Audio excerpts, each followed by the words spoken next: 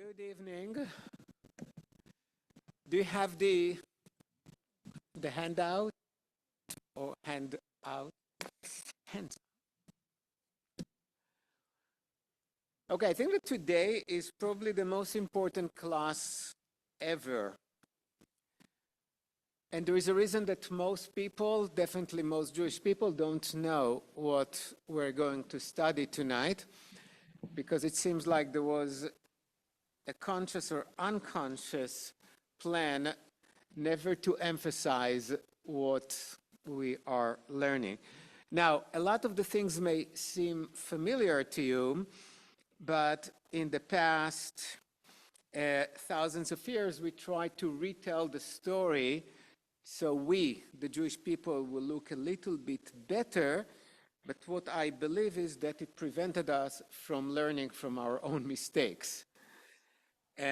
So let's go straight. I'll just use the timeline as a reference, and then I have some primary sources, because it's always fun to look at primary sources. We learn much more from them.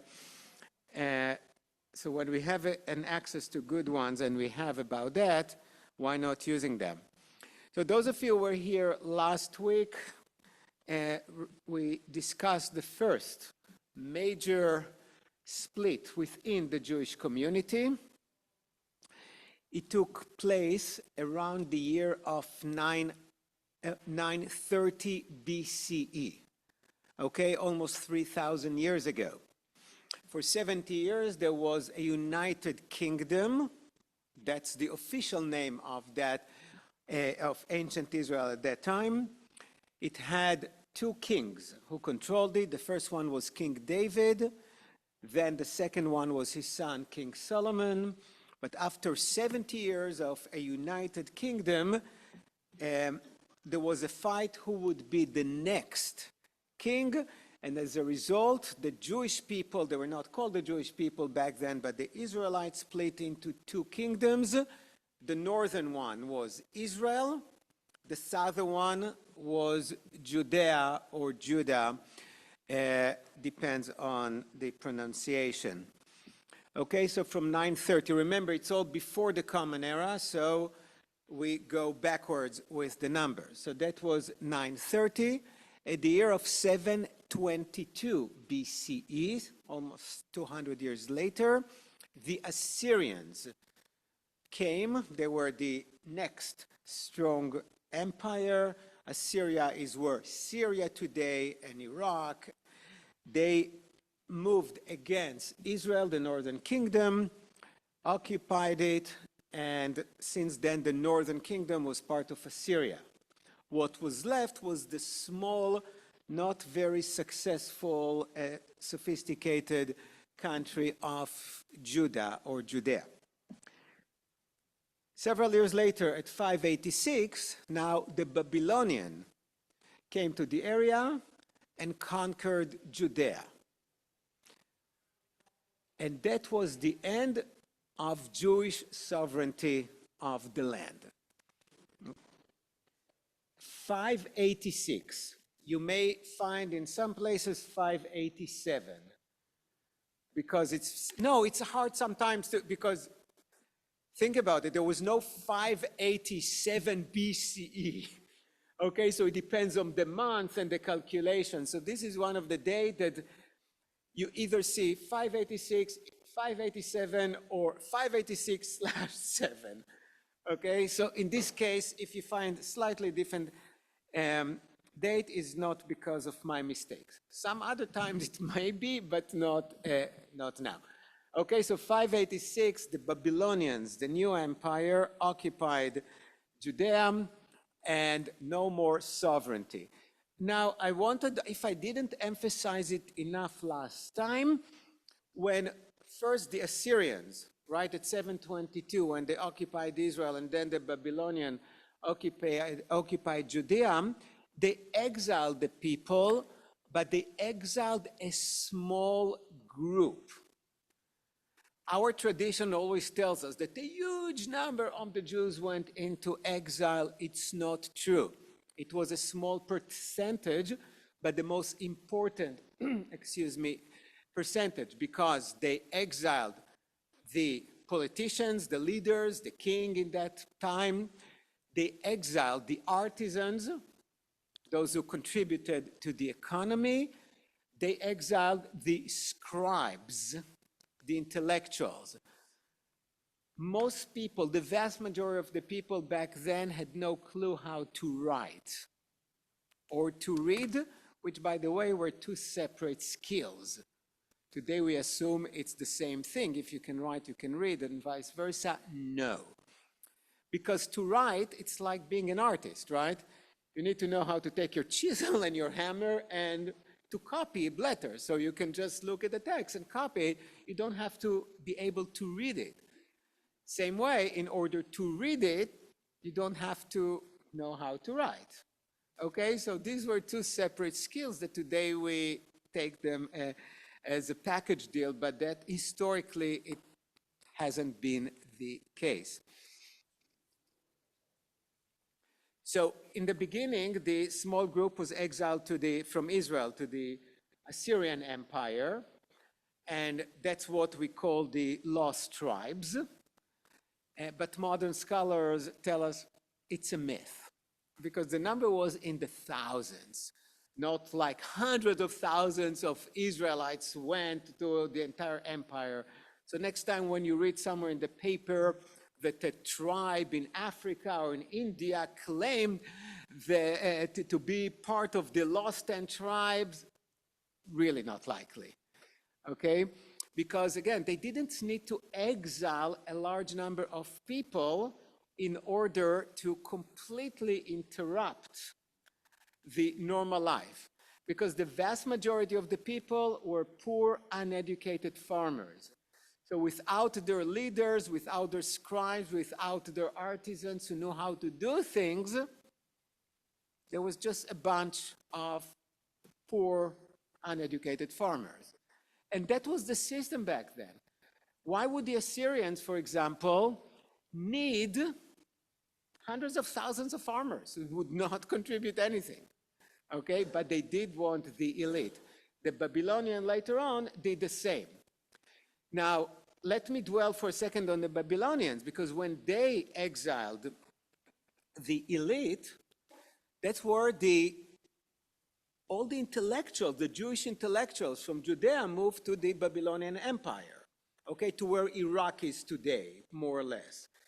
Okay, that's why the most important Jewish scholarship has been done in Babylon and not in Israel, because the scribes and the intellectuals were in Babylon. It's not that because there were more than those who stayed in Judea.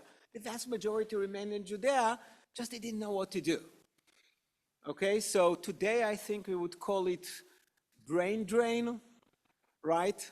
That's, by the way, when you read, those of you who really study what's happening in Israel since October 7th, there is a major migration of the elite of the Israelis outside.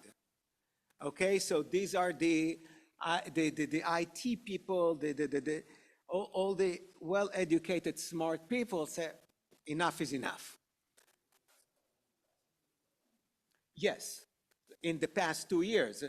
But when recently, in the last week or so, they had the list of who these people were, and they were not the people, the brains that made Israel, the brains that you don't want Israel to lose.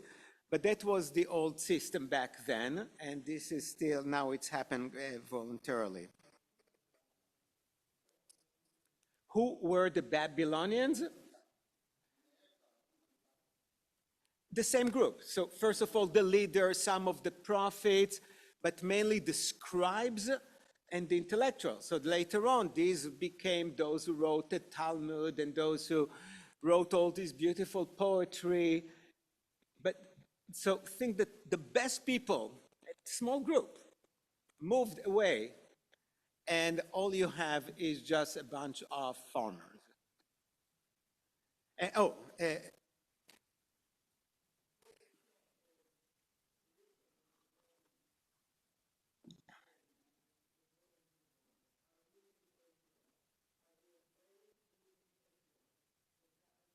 That's what I'm saying. It's definitely not the subject of the class, but I know that many of you have a serious interest in what's happening there, and it's a very similar principle. You don't want to lose the best people. Where they're going, tons of them go to Europe. It's harder to come to America, but in Israel, so many people have an American passport. So many of them can come. They have now places, a whole Israeli area. Miami got, I don't know, some tens of thousands new people, Israelis in the past 2 years. They love Cyprus, they love Greece. There is an Israeli colony in Australia. Berlin has always been highly populated and more people come. But Berlin is a little tricky because the Germans are not so crazy, and still people remember what happens to Jews who are not welcomed by the Germans. But let's move back to history. Steve, please. No, please don't.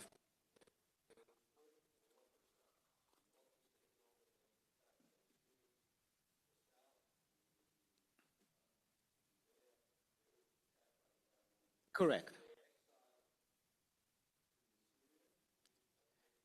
Sorry, so 722, the Assyrians attacked only the northern kingdom and exiled them to Assyria. What was Assyria? Syria. At 586, the Babylonians attacked Judea and exiled them to Babylon.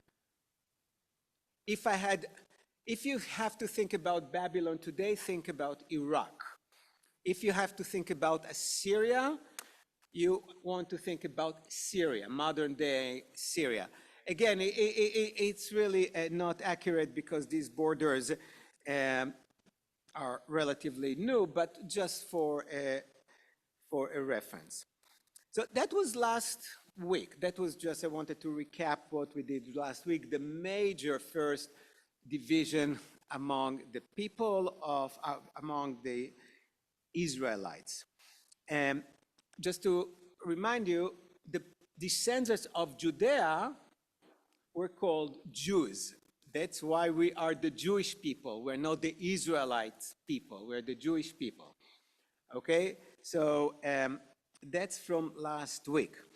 Today, I want to move a little bit, take several hundred years, just for your historical knowledge, but that's not what I'm going to talk about. A short time after the Babylonians destroyed Judea and exiled the people, the Persian became the new empire of the area. Okay, and King Cyrus was very good to the Jews, and he not just allowed them, he encouraged them, the elite or some members of the elite, to go back to Judea and to rebuild their community, to rebuild their temple, to rebuild their culture and religion. Okay? So about 60 years after the Babylonians destroyed Judea, the Persian, the new sheriff in town, invited them back to build what they had lost, and they built what we call the Second Temple. And what we're dealing with today is the Second Temple era, okay? That was built by those who returned from what started as a Babylonian exile and now became the Persian. So we have Persia controlling the area, even though they allowed the Jews to build and to practice their religion and everything, Jews still had to pay taxes to the Persians. Okay, nobody did anything because from the goodness of their hearts. So you encourage them to go back, but you have to pay. Kings never had enough money. Kings always needed money. Okay, so they would get the money from all what we call the vassal states. So the new Judea was a vassal state. Yes.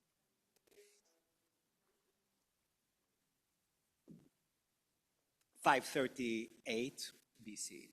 So they conquered and sent them back, and if you read the difficult parts of the Bible that I believe almost nobody reads, like the books of Ezra and Nehemiah, they're written in Aramaic, by the way, not even in Hebrew, but they're part of the Jewish Bible. They describe this period of the Jews who came back from the Persian exile back to Judea, built the second temple, and dealt with their own challenges. But I started the timeline today at the year of 332 with Alexander the Great. Okay? Most of us would be rather suspicious of a person who calls himself the Great.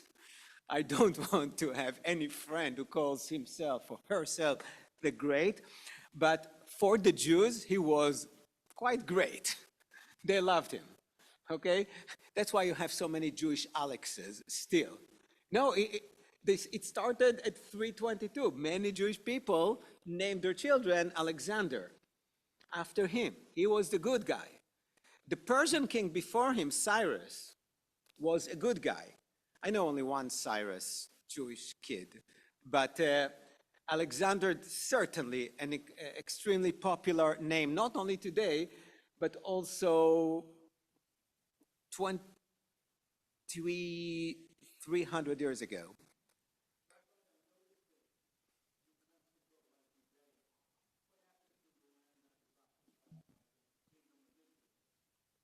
No towers anymore.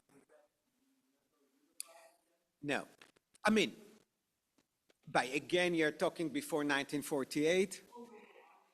You know, these borders kept moving, and I'll mention during the time of the Hasmoneans, they had a little bit more power and occupied more territories, but these borders have been shifting constantly. Okay, but we don't talk about Israel since 722. It's Judea. It's the Jewish people. Okay, they call it Yahud in different names, but it's all around Jews who are descendants of only one tribe, the tribe of Judah. So as descendants of Judah, they were called the Judeans, Jews who came from Judah. Okay? Later on, not today, because we're going to end with the destruction of the temple, the Romans will change the name of Judea to Palestina. Okay, but that's just for later. 332, Alexander the Great conquered the land from the Persian. Okay, so we talked about the Assyrians first, then the Babylonians, then the Persians, and now we're talking about the Greeks. So Alexander the Great occupied the land, was really good to the Jews, basically told them, do whatever you want. Again, for taxes, Judea was a Greek territory, but he didn't try to impose anything on them, besides taxes, of course, okay? Always take for granted that the Jews, as a vassal state, had to pay taxes, okay? But he was quite good. The Jews loved him. It was better for them to be under the regime of the Greeks, of Alexander the Great, than of the Persian at that time. However, Alexander died, I didn't put it here, but he died at 323 BCE at a very young age of 32. Okay, I'm saying a very young age because 32 is young. Back then, it was close to average. No, still on the younger side, but yeah, life expectancy was around 35, but not necessarily among the elite, because when you had food, you didn't have to work physically hard. You didn't have to fight with bears. You lived longer for the most part, but not Alexander the Great. And his empire was divided among his 3 generals. Okay? For our purpose, because we're not studying Greek history, which is fascinating, but I I'm not an authority on that. Two of these generals were fighting over tiny Judea. Okay? Judea, remember last week I showed you on the map the trade route that goes from Egypt up to Mesopotamia. It goes through Judea, okay, and through Israel, through that territory. That's why people have been fighting forever over this tiny, tiny land. Okay, Jerusalem is a city, I forgot the number. No city in history has been occupied more times than Jerusalem. 70-something times. Okay, but it's mostly geography. Okay, you need to go through this area. When you go from Egypt, that has been an empire all this time, up north, either to the area of Lebanon, or you go northeast to what was Babylon and Assyria, etc. You need to walk through there. Okay, so that's why Israel was stuck in the middle and still stuck in the middle. When 1948, when Ben-Gurion declared Israel's independence, all the people around attacked Israel because there was always this isolated little place. So his empire, Alexander's empire, was divided among his three generals, but for our purpose, one of them, it's called the Ptolemies, took the southern part, so he controlled the area from Egypt. Okay, Egypt is south of Judea. And the other one controlled the area of what today is Syria, okay, which is northeast.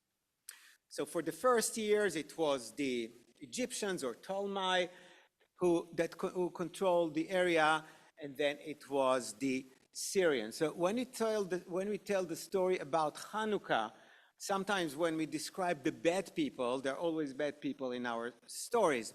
Sometimes the bad people are the Greeks, but sometimes you read that they are the Syrians, right?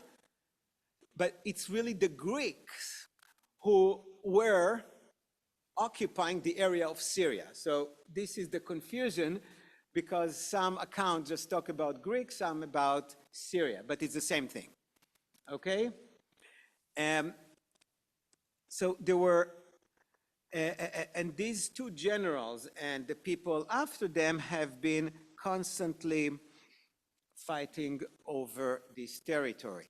Now, when the Greeks came in, their strategy was all over their empire was called Hellenization, meaning they wanted to bring the Greek culture, the Greek language. The Greek religion was less important. Greek political system, everywhere they went. They seldom used any force because they felt they didn't need to do it. They felt that what they have is superior. What they have is something that everyone wants. Reminds you another country in which we live right now. Right? I'm not cynical, but Americans still think that this is the best place in the world, our system is the best, and everyone has to at least give a chance to the American culture. And the world changed dramatically because of the American culture. Okay, so think about it. Have a McDonald's in China. I mean, it's just, but no, we have McDonald's. That's the best food in the world. So everyone has to have a McDonald's, or at least try McDonald's. But the Greeks were not much different. But again, when you go somewhere, you speak English, and you expect everyone to understand you. And you say, oh, these stupid French, they don't understand. Yeah, but okay, so think about it in more or less like that. We're the most important country in the world. We have the best thing, and people should enjoy what we give them. So that was the idea of Hellenism, and believe it or not, most of the Jews loved it. The Jews who came to America from the little shtetls, within a generation, stopped speaking Yiddish, right? Stopped calling their children Yankel and Moishe, right? Have English name. Saved every penny they had to send their children to the best universities, not to become Torah scholars, right? But to become doctors and scientists, and right? So, but that's the Jews who came to America. In that case, let's think about it. America came to the Jews. Or in that case, Greece came to the Jews and said, oh, wow, we like it. Very fast, Jews started to speak Greek in Israel. One of the major endeavors was translating the Bible to Greek. It's called the Septuagint. It was done in Alexandria in Egypt. It was extremely Greek at the time. Okay, so I mention it many times because that's, I think, the first time I had this moment of clarity. Many, many, many years ago, I went, and you'll know that it's many years ago if anyone cares about baseball, because I went to the Shea Stadium, which does not exist anymore, because it's the New York Mets, was the New York Mets stadium. They had the Jewish night at the Mets. And I went to rabbinical school, and I tried to learn as much as I can and to absorb the American culture, which I didn't get from watching Seinfeld religiously all my life. So I went to this game, which was super boring, 13 innings, ended some, I don't know. But the important part for me was to see tons of ultra-Orthodox Jews. Only that many of them changed their hats or black yarmulkes for a Mets baseball hat. Because we think today that, okay, if you're a serious Jew, super Orthodox, you don't care about American culture. Well, you do. Okay, you live in Brooklyn, you like the New York Mets or Yankees, I don't really know. Not everyone, but I'm talking about thousands, maybe even tens of thousands of young yeshiva people from Crown Heights or any other neighborhood, Williamsburg, just enjoying the game because, you don't have to adopt the entire culture. And what language do you think they speak when they go to work? Did you ever buy a diamond on 47th Street? That's where the diamonds are, and all of them are Hasidic Jews. They don't talk Yiddish to you, right? But that was, so to say that only some Jews, as you read in books, which really irritates me, only some Jews adopted the Greek culture is not true. It's like saying only few Jews in America adopted the American ways. No, I can say that all the Jews in America adopted the American culture to a degree. Okay, so some Jews are 99% American and maybe 1% Jewish. Some of them are 90% Jewish, but you cannot resist it. You cannot resist it, and that's what happened. Okay, so very few Jews completely fought against the Hellenistic or the Greek ways of life. But there were few who did. Mostly those who could not get any benefit from it. Because when you're a poor farmer, again, what are you getting from it? Absolutely nothing. You have no access to the gymnasium. Gymnasium is not just, in some places it's a high school, in some places it's a gym, but it's all the above. So when you go to a Roman gymnasium, you get your exercise, including swimming pool. They knew what they were doing. In nude, by the way, no fancy Lululemon stuff. Okay, you wear nothing. But that's part of the deal. But you also have an access to education. There were libraries there. You learn culture. Okay, and if you are not exposed to that, why not? Why not taking advantage of it? Now, if you're a poor farmer, of course you wouldn't. You don't even know where it is. You don't speak Greek. You are not, so you don't like them. But for the somewhat educated to the very educated, for those with means, and it gave them great opportunities for business.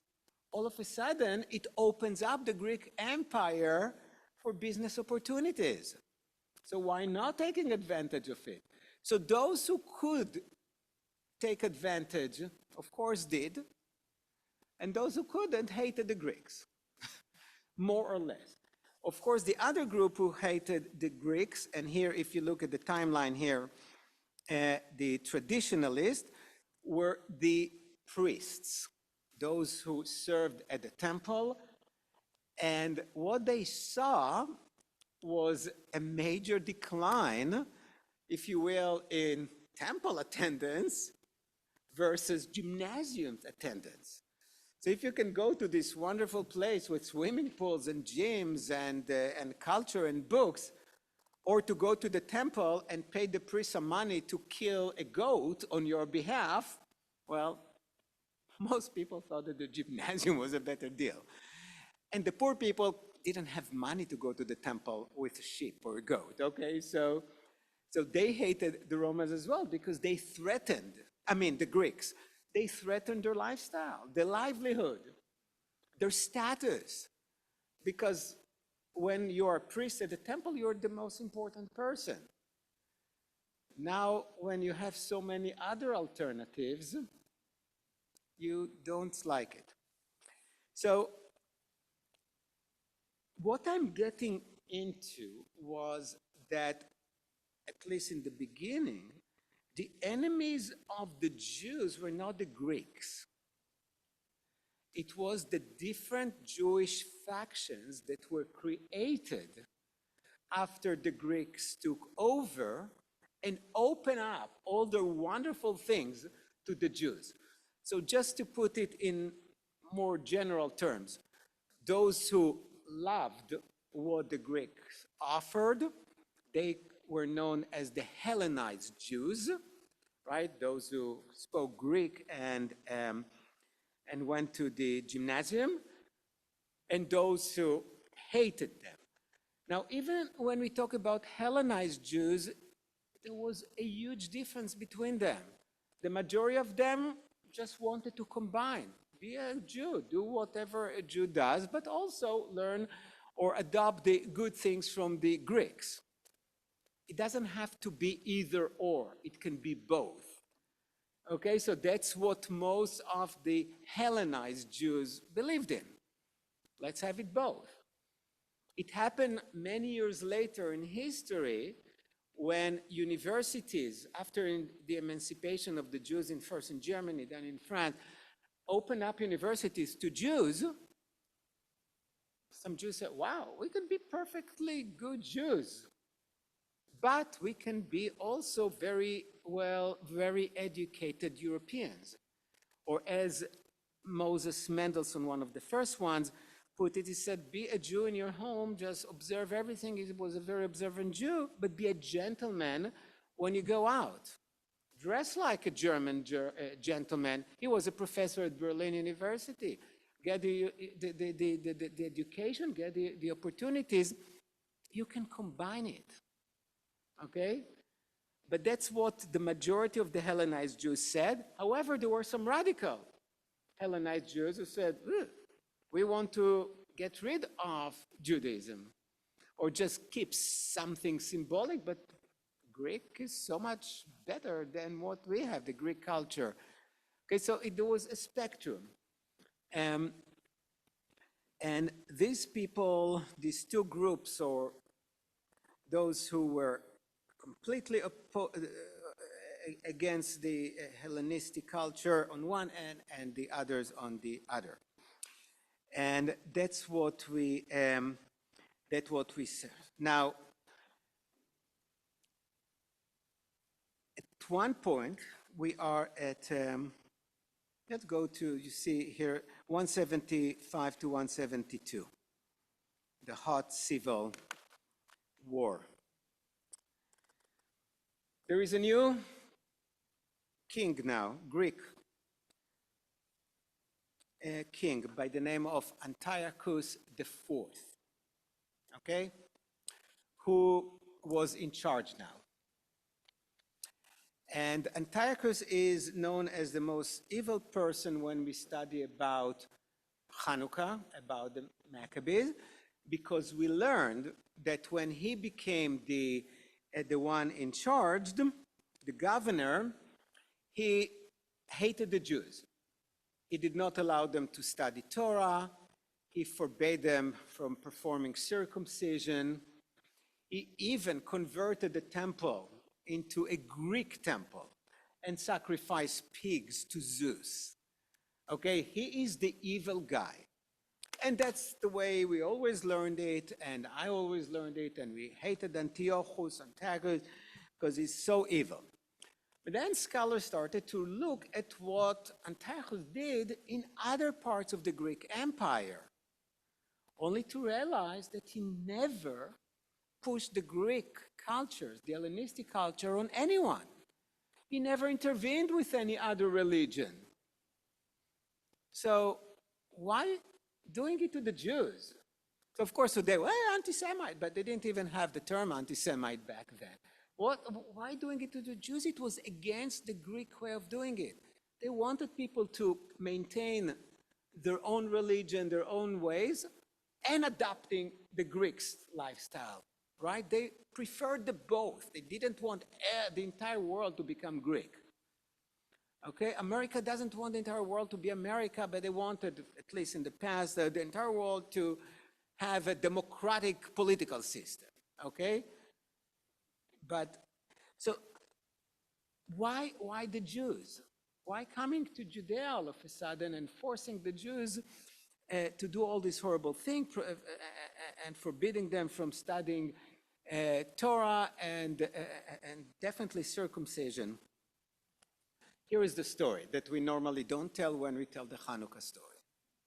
It also leads to Hanukkah because the revolt against Antiochus is the story of Judah Maccabee that we learn, and in a month or so we will be celebrating.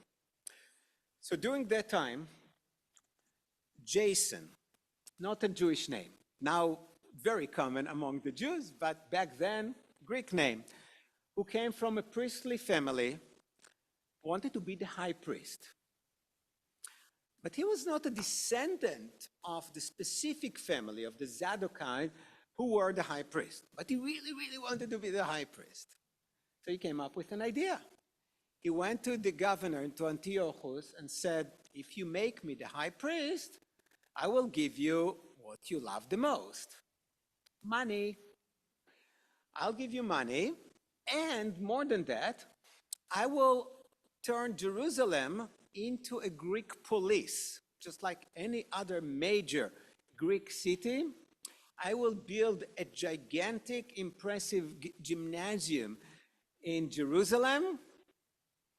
Just let me be the high priest. And Antiochus, who I told you, every king, every governor needs money desperately because they like wars and they like to build monumental buildings, and all that costs tons of money, said, okay, what do I care who is the high priest? This guy's giving me money, I make him the high priest. The Jews were not happy about it because now it was the Greek governor who told them who will be the high priest. Rather, the high priest, who was a hereditary position that went from father to son, father to son, depends on the family, now this Greek guy telling them, Jason is the high priest. They were not happy. They couldn't do much. Menelaus, another guy, had an idea that he wanted to be the high priest. So guess what he did? He went to Antiochus and told him, whatever Jason is giving you, I'll give you much more. And remember that governors need money? Okay. So he deposed Jason and put Menelaus now as the high priest. Now Jason at least came from a priestly family. Menelaus didn't, okay? He was just a schlepper who offered more money. He didn't have enough money, Menelaus. So what he did, he went to the treasure of the temple in Jerusalem and gave things from there to Antiochus. Okay, so this is really, we're starting to understand the background for for Hanukkah. So it's not so much the Greeks. I mean, it's not that Antiochus was a nice guy, but it's the different factions of Jews and different Jewish people with aspirations for high positions who brought it upon themselves and used in that time the Greeks to make them achieve what they wanted. So remember, it was first Jason, and then Menelaus offered more money, and now Menelaus is the high priest in Jerusalem. Point number 2 in that story of Antiochus. Antiochus had a dream. He wanted to occupy Egypt. He wanted to be known as the new Pharaoh. He went to Alexandria, which was the main city back then. Again, the Egyptians also like it. Alexandria, obviously named after Alexander the Great, was a very Hellenized Greek area, was about to occupy it. But then somebody from the Roman Senate came to him and said, don't dare to do it. You're not occupying Alexandria. And Antiochus was quite scared and ended up leaving Egypt, feeling humiliated and defeated. So he was in a really bad mood from thinking that he would be the new Pharaoh, okay, achieving something that very few had achieved before. Is now humiliated, and he travels north from Alexandria, from Egypt, to Judea. Another thing that happened, it's all a bunch of coincidences. Once, when he was in Alexandria, there was a rumor in Judea that Antiochus died. Okay, they couldn't verify it online very quickly, and the Jews in Judea believed that he died. Remember Jason, the first guy who bought the high priesthood? He escaped when Menelaus became the high priest. But when he heard that Antiochus died, he went back to Jerusalem and got rid of Menelaus and crowned himself again as the high priest. Did I confuse you? I know it's confusing and different names that normally you don't name your kids like Menelaus and Antiochus, but okay. Now, Antiochus had not been dead. He arrived in Jerusalem, saw Jason, saw the Jews fighting among themselves because the group that supported Jason was still fighting with the groups who supported Menelaus, and misinterpreted the Jewish infights as a rebellion against him, because he thought that the Jews in Judea are going to collide with the Egyptians against him. And this is really why he was so mean to the Jews. Not because he didn't like the Torah, not because he cared about circumcision, not because he wanted to push his own Zeus religion. No, he didn't care about it. It was a punitive act. He thought that the Jews rebelled against him. He was humiliated by the Romans somewhere else, but at the very same time. And sometimes you need somebody to take all your rage, all your frustration, all your anger on. And the Jews, again, whom he thought rebelled against him, were a great target. So far, so good?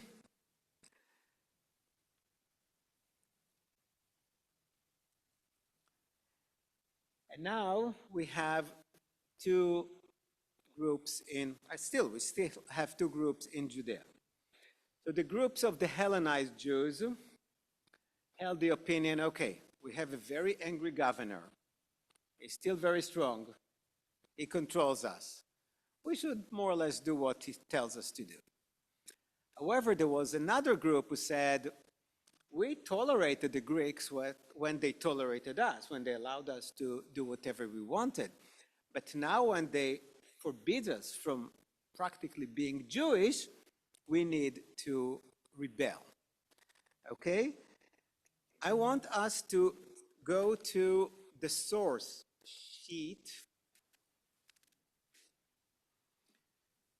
to read the first document here. The spark, a Jew kills a Jew, okay? 167 BCE. We'll read it together. Just give me a minute because I want to give you a background. What is the source of this document? The book of First Maccabees. Where is the book of Maccabees in the Bible?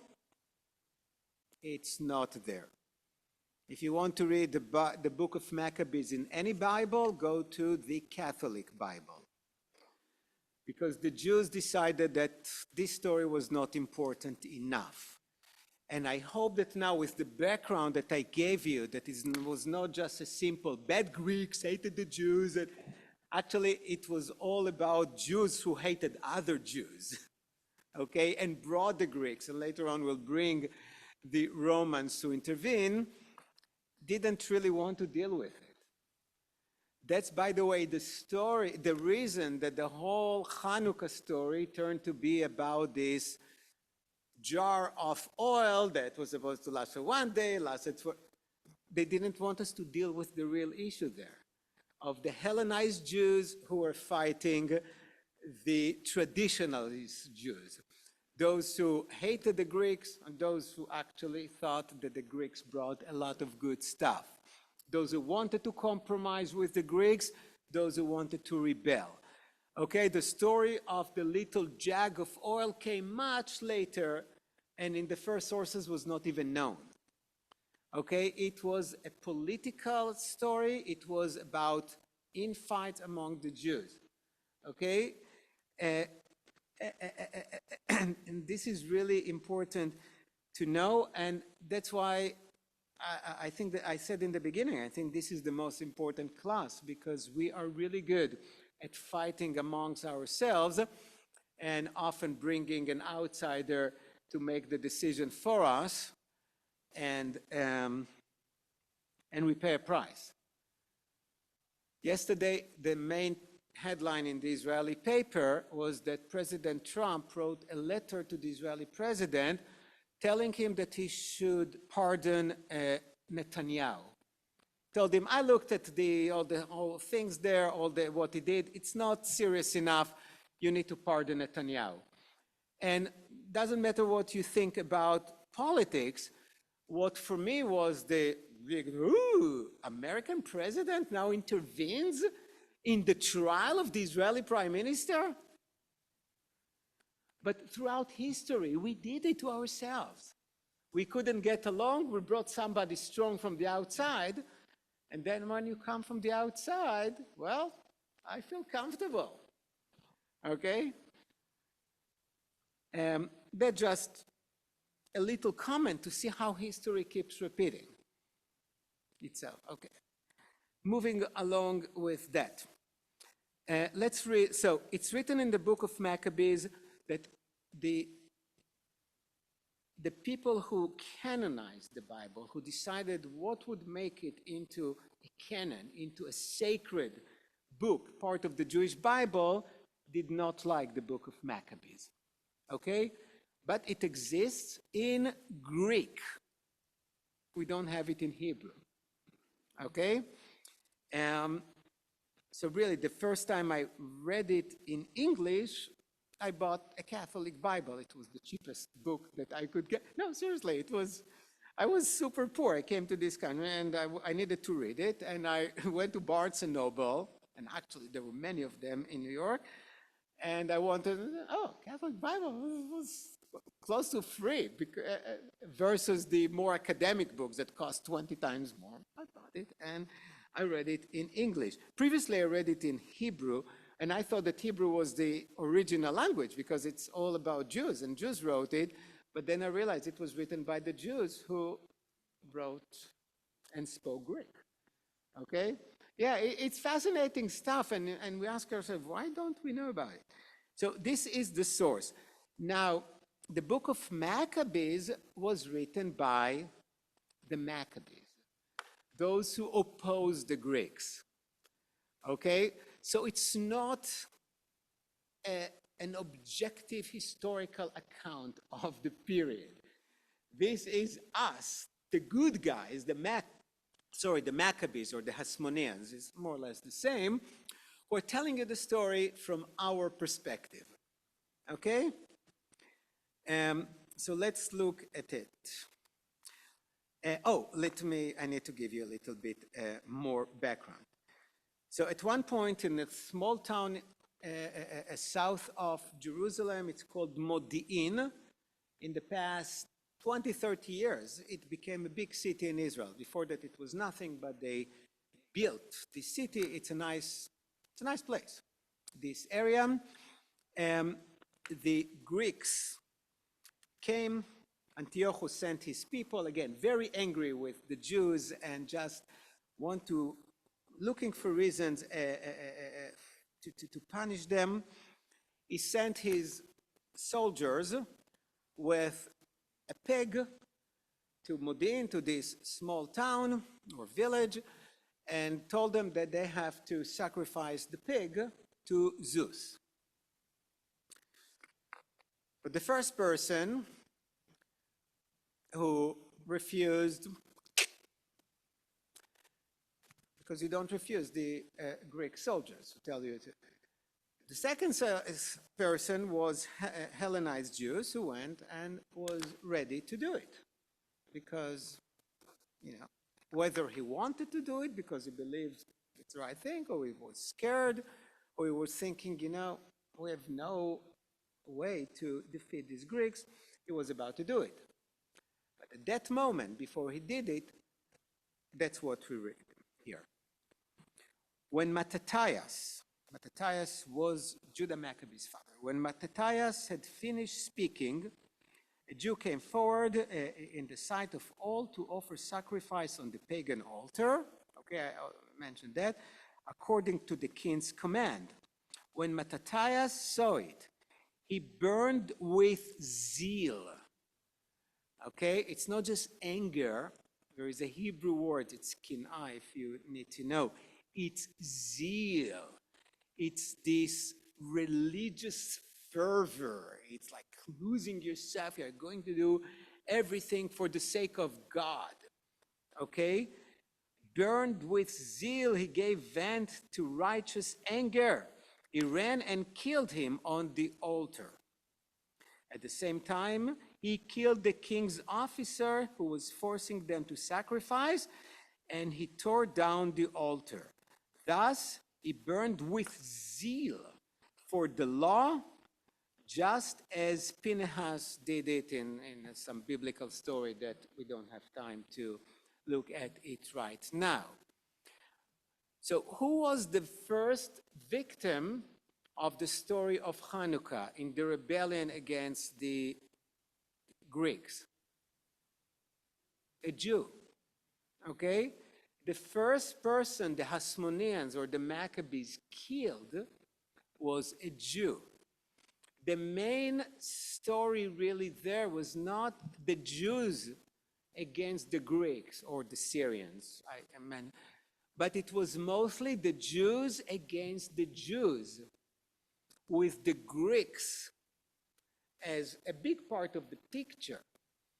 Okay, but it's not that all the Jews rebelled against the Greeks.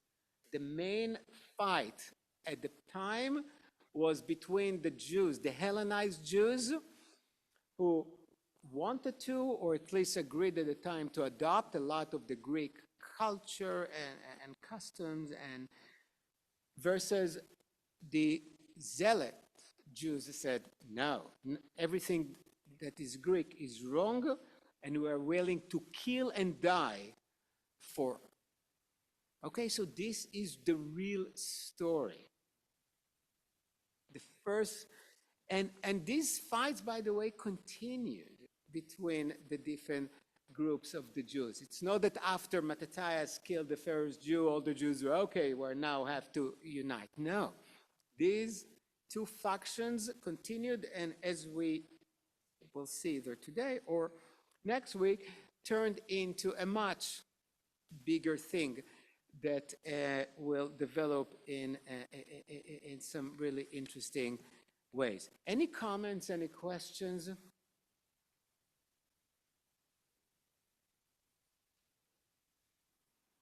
Okay, so I guess everything is clear. Now, Mattathias and his 5 sons started a guerrilla fight against the Greeks, and against all odds, they defeated them. How did it happen? How did the few people, Jews, who had very little fighting experience, so they were fighting for something they really wanted, and the Greek soldiers, I mean, they wanted to be back in Athens or wherever. Why do we need to be here, right? Who cares about this war? That's part of it. Guerrilla fight. It's hard to think of historical occurrences in which the big organized army was better than the locals. Okay? We learned it as Americans in Vietnam, and as good as we were with all the sophisticated weapon, we didn't know the terrain of the area. We didn't know how to fight in these jungles. That would happen to the Greeks in the hills of Judea. There are tens of thousands of small caves and little hills and different things. So you come from Greece, what do you know? And then you have these Jews who just wait for the night and slaughter you as you're sleeping and then run back to that cave and that cave. Okay, so there is a lot of power in guerrilla warfare, especially when you believe in what you do. You fight for your life. You fight for everything you believe in. You fight for your faith. You fight for God, because they were real zealots. They were fighting. They felt it. And the Greeks were so busy in wars around their empires that they couldn't really spare enough soldiers to fight the Jews in Judea, which is the main reason why they told the Jews, okay, you, the Hasmoneans, or later the Maccabees, it's your place. We have a much bigger headache in other parts. Because at that time, the Romans started to get stronger and to threaten the Greek hegemony, the Greek control. Okay, so for them, for the Greeks, when they have a tiny place, tiny conflict in the Middle East there, versus trying to defend their empire from the new force that would defeat them later on, well, they chose, okay, we don't have soldiers to spare. Let the Hasmoneans or the Maccabees to rule that area. Let's give the Jews some independence. And besides, the Jews are so good at killing each other. Let them do it. Okay, let them do it. Why should we bother? So the word Maccabee, by the way, so the family was the family of Hasmoneans. They were a priestly family, but not from the elite. Just a small priestly family. Maccabee means the hammer. And since Judah was such a big fighter, his nickname was Judah the Hammer. Okay? And that's the Maccabee. That's the meaning of Maccabee. And since then, the Hasmoneans were known as the Maccabees. Okay? Because it's a more military-related name that implies strength. And they were good fighters. They were good fighters, And if you like this stuff, probably there's some reenactment of some of the things in the hills of the Judean desert, etc. So that's what we have. We have again, and that's why this period is so important, and that's why we don't like to talk about the infights.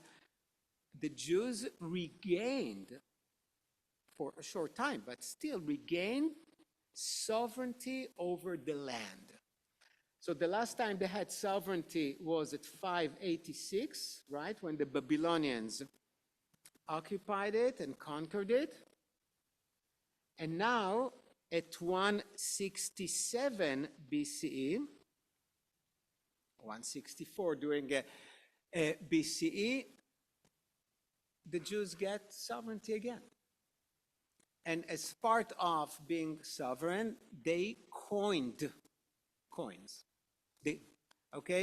They minted coins, which is very important, because these coins, where you can see a lot when you go to any kind of Jewish museum, definitely a Jewish museum in Israel and others, you see these coins with the face of the Jewish rulers. Okay, so that was a time of sovereignty of the Jews after hundreds of years of being vassal states to different empires. Okay, so that's another reason why Hanukkah is important. It's not just a small military victory. It's also regaining control of the land and making the Judea Jewish again. Not only in names, but it was Jewish. But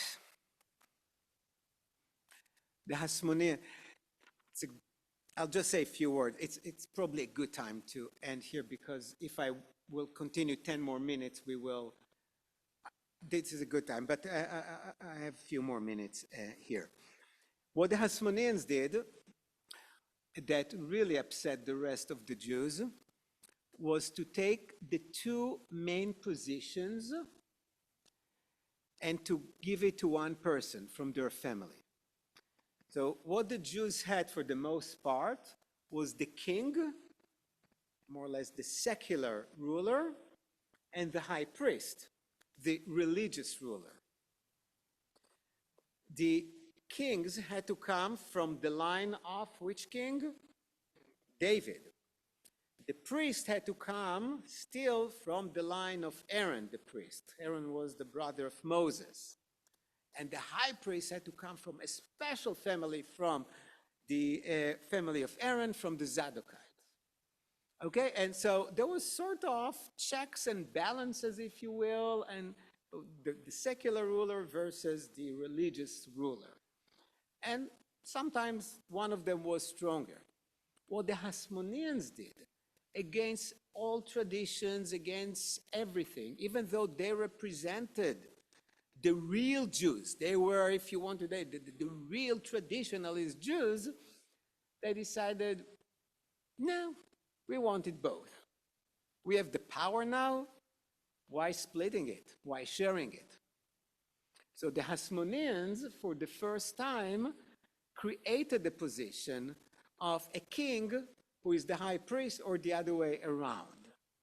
So not only that the high priest is no longer from the line of Tzadok, the family, no longer that the king is no longer from the line of David, they even combined it.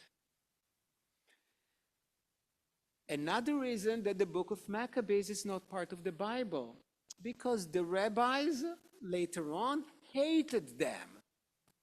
How can you do such a thing? How can you have a king not from the line of David? Because for us, we learn to think not in terms of hereditary positions, right? Or at least we try. I just read that another Kennedy is running for Senate. But you can still do whatever you want. But for them, it was something that God has commanded. It's in the Bible that God has instructed that the priest must come from the line of Aaron.